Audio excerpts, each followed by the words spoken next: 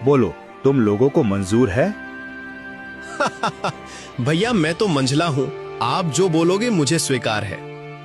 भैया आप दोनों तो मेरे बड़े भैया हो, मैं तो सबसे छोटा हूँ। आप लोग जो फैसला करोगे मैं उसे स्वीकार कर लूंगा। पिता के जाने के बाद आप दोनों को मैं पिता स्वरूप मानता हूँ। तो फिर ठीक है, सबसे पहले हम खेतों का बंटवारा करते हैं। देखो भाई, हमारे पास 2 खेत हैं और एक मेड़ है।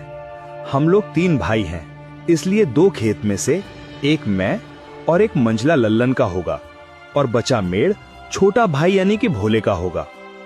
अरे वाह, बहुत अच्छा निर्णय है भैया, मुझे मंजूर है। कहो भोला, तुम तो चुप हो गए, क्या तुम्हें मंजूर नहीं? नहीं नहीं भैया, आप जो कहेंगे वह मुझे मंजूर है।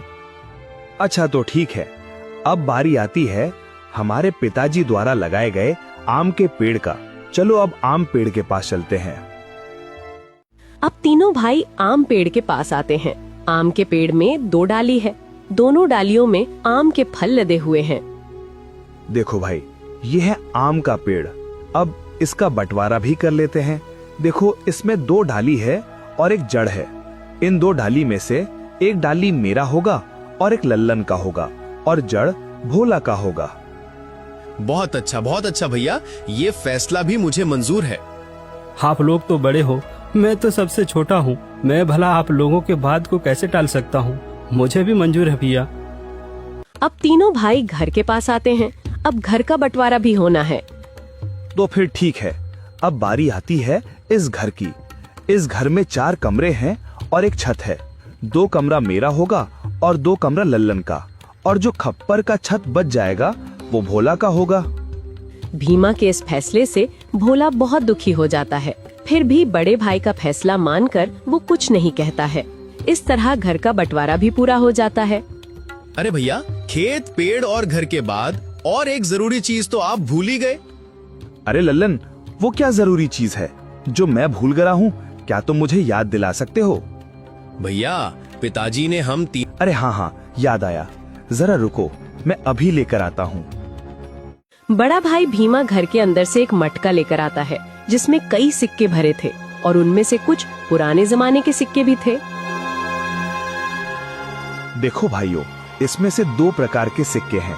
एक जो अभी वर्तमान में चल रही हैं, वहीं दूसरा जो हमारे दादा के दादा के दादा जमाने के हैं, यानी कि बहुत पुराने जमाने के सिक्के हैं, जो कि कुछ अजीब धातुओं के साथ बनाया गया है।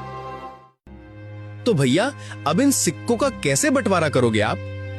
तो सुनो, अभी के जमाने में जितने भी सिक्के चल रहे हैं, उन सिक्कों को मैं और मंझला भाई लल्लन का होगा, और जो सिक्के बहुत पुराने हैं, जो कि पुराने धातुओं से बनाए गए हैं, वो भोला का होगा। इस तरह दोनों भाई रुपए पैसे को भी ले जाते हैं। देखो भोला, पुराने जमाने के सिक्के में सिर्फ 4 ही सिक्के बचे हुए हैं। तुम चाहे तो इन 4 सिक्कों को ले जा सकते हो। और बहुत ही पुराने जमाने के 4 सिक्के भोला को देते हैं। भैया, आप दोनों तो सारे रुपये पैसे ले लिए। अगर मेरे तकदीर में ये सिर्फ 4 रुपया ही लिखा है तो मैं उसे स्वीकार करता हूँ। भोला अपने हिस्से के 4 सिक्कों को लेकर घर के अंदर जा ही रहा था कि तभी बड़ा भाई रोककर कहता है, अरे भोला, तू पगला गया है क्या? तूने सुना नहीं? बंटवारा हो गया है। अब इस घर में हम रहेंगे। तुम्हारा हिस्सा तो छत में है, तुमको तो बंटवारा छत में दिया गया है। अब तुम उस खप्पर छत में जाकर रह सकते हो। इस घर के अंदर अब तुम नहीं रह सकते। अब ये घर हम दोनों का हुआ। भैया, आप ही कैसी बातें कर रहे हो? मैं कहाँ जाऊंगा? मेरा तो अभी अभी शादी हुआ है, मैं कहाँ रहूंगा भैया? अरे भोला भाई, ये तो तुम्हें पहले सोचना था ना, जब बंटवारा चल रहा था। अब पछताए क्या करे जब चिड़िया चुग गई खेत। दोनों भाई ने भोला और उसकी पत्नी को घर से धक्के मारकर बाहर कर दिया।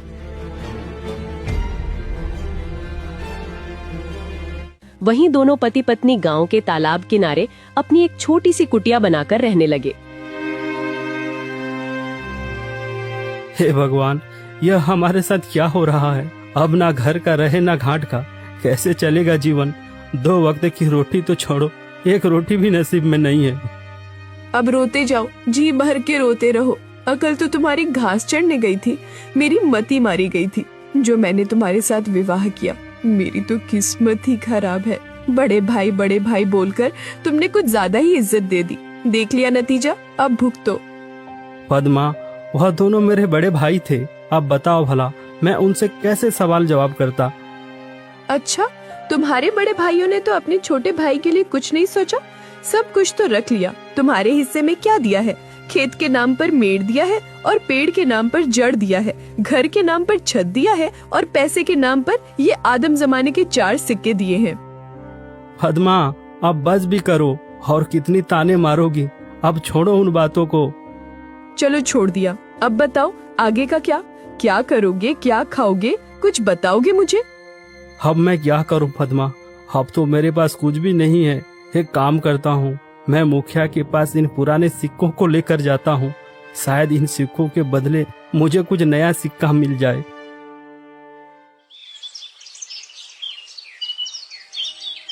भोला बड़ी उम्मीदें के साथ उन 4 सिक्कों को लेकर मुखिया के पास जाता है।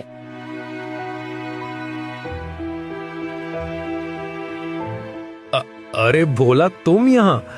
बताओ कैसे आना हुआ? मुखिया जी, मेरे पास ये सिर्फ 4 सिक्के ही हैं। क्या आप इन सिक्के के बदले मुझे कुछ नए सिक्के दे सकते हैं? अरे भोला, ये सिक्के बेकार हैं, अब ये चलन में नहीं रहा। भला तुम्हें इन सिक्कों के बदले कौन पैसे देगा? सच में तुम बहुत भोला हो। अब मैं क्या करूं? हे भगवान, मैं तो बर्बाद हो गया, मेरा सब कुछ लुट गया। अब देखो भोला, मैंने भी तुम तीनों भाइयों के बंटवारे की बात सुनी है। सुनकर बहुत बुरा लगा। दोनों भाइयों ने तो सब कुछ ले लिया और बदले में तुम्हें कुछ नहीं दिया। ऊपर से उन निर्दयी भाइयों ने तुम्हें घर से भगा भी दिया। हे भगवान, ऐसा भाई तो दुश्मनों को भी ना मिले। अभी क्या करूं मुखिया जी, लगता है मेरी तकदीर में कुछ नहीं है। मेरा मर जाना ही ठीक है। तुम्हारी दुख मुझे देखा नहीं जाता भोला, पता नहीं क्यों। वैसे तो मैं किसी के ऊपर दया नहीं करता, फिर भी तुम्हारा दुख देखकर मेरे जैसे कठोर दिल भी आज पिघल गया। एक काम करो भोला, कल से तुम और तुम्हारी पत्नी मेरे खेतों पर काम करो। मैं जितना मजदूरी दूसरे मजदूरों को देता हूँ, उससे ज्यादा मजदूरी मैं तुम दोनों को दूंगा। वैसे भी तुम्हारे पास अभी कोई काम नहीं है। हाँ मुखिया जी, मैं आपके यहाँ काम करूंगा, मेरी पत्नी भी काम करेगी। ठीक है भोला, तो फिर कल सुबह से खेत पर काम के लिए आ जाना। और ये तुम अपने सिक्के अपने पास ही रखो, शायद यही तुम्हारी 4 रुपए की तकदीर वाली निशानी है। भोला उदास होकर वापस अपने कुटिया पर आता है। भोला की पत्नी रास्ता देख रही थी।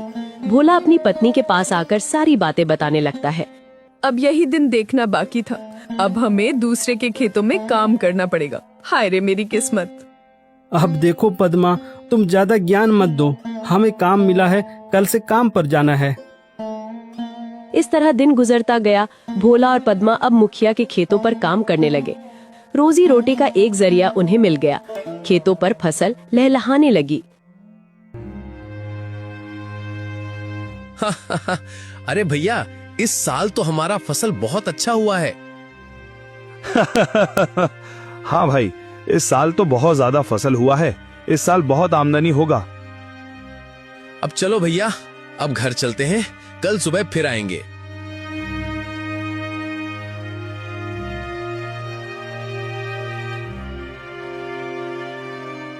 अरे पद्मा, देखो सुबह से दोपहर हो गया है, खाने का वक्त आ गया है, चलो कुछ खा लेते हैं। वैसे आज खाने में क्या है पद्मा? घर में जो भी थी रूखी सूखी सब ले आई हूँ, जाकर ठूसो। थके हारे भोला और पद्मा दोनों खेत के एक किनारे में बैठकर खाना खाने लगते हैं। अरे पद्मा, क्या हुआ? तुम अचानक खाना क्यों बंद कर दी? नहीं नहीं, कुछ नहीं, मैं तो बस ऐसे ही कुछ सोच रही थी। क्यों पद्मा, क्या हुआ? बताओ भी। देखो ना, हम कितना काम करते हैं, सुबह से लेकर शाम तक। ऐसा कब तक चलेगा? क्या तुम्हें नहीं लगता कि हमारा कोई संतान भी हो जो बुढ़ापे में हमारा सहारा हो? हाँ पद्मा, बार बार मैं भी यही सोचता हूँ, पर क्या करें, यह सब हमारे हाथ में नहीं, यह तो ऊपर वालों के हाथ में है। पता नहीं किस जन्म की सजा भुगत रही हूँ। भगवान ने तो हमसे मुंह मोड़ लिया है। बेघर होकर हम भटक रहे हैं। हमारे भाग्य में कुछ नहीं, न कोई संतान, न कोई जमीन जायदाद। हाँ पद्मा, अब तो भगवान पर भी भरोसा उठने लगा है। भोला और पद्मा दोनों बातें कर ही रहे थे कि तभी वहाँ अचानक एक चिड़िया आकर बैठ जाती है। अरे अरे, ये देखो तो, यह तो एक चिड़िया है, हमारे पास ही आकर बैठ गई। लगता है इसे भूख लगी है, हमें इसे कुछ खाने को देना चाहिए। हाँ पद्मा, तुम इसे कुछ खिला दो, शायद भूख के मारे यहाँ आ गया होगा। पद्मा ने उस चिड़िया को कुछ चावल देती है। चिड़िया कुछ देर पद्मा को देखती रहती है, फिर चिड़िया उस चावल को खाकर उड़ जाती है। अब चलो पद्मा, घर चलते हैं, शाम भी हो रहा है। भोला और पद्मा दोनों खेतों पर काम करने के बाद अपना कुटिया पर चले जाते हैं।